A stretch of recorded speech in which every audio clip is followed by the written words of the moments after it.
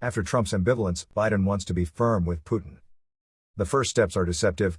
The new page between the United States and Russia has opened on an agreement, but after the ambivalence of the Trump years, Joe Biden displays a firmness that leaves little room for improvement in the icy relations between the two opponents.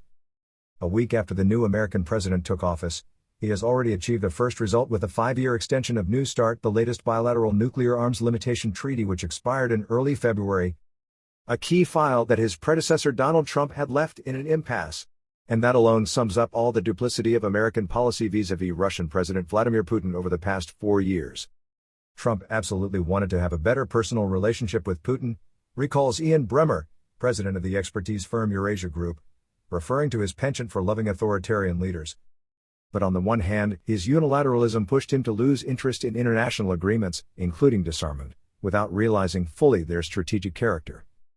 And on the other hand, everyone around Trump was opposed to warming with Russia, whether in his government, in Congress or in the conservative media, this expert told AFP. As a result, the former Republican president has been unable to really improve relations, which are at their lowest since the end of the Cold War 30 years ago. In a kind of inverted mirror, the record of his Democratic successor who wants to be intractable with the master of the Kremlin already seems better. But the agreement on New START is not necessarily meaningful for the future. Historically, arms control is one of the rare areas where the two rival powers have an interest in coming to an agreement, and Joe Biden revives there with this diplomatic tradition put on hold by the New York billionaire. To scare. New START was a ripe fruit, said William Pomeranz, of the Wilson Center think tank, who however sees an isolated agreement. I am pessimistic that this could be a starting point for better relationships. In fact, the tone set by President Biden and his team, made up of several hawks when it comes to Russia, is immediately defiant. Without going as far as the Trumpist calls, other tenants of the White House had tried, in the past, to break the ice with Vladimir Putin. George W. Bush had said he had an idea of his soul after looking the ex-KGB agent in the eyes, while Barack Obama had advocated a reset, of relations. On the contrary, the new president immediately raised the angry subjects with his counterpart, and asked his intelligence services to sift through all the acts accused of the Russians but minimized by Donald Trump. Electoral interference, the recent giant cyber attack or even the alleged payment of bounties to the Taliban to kill American soldiers.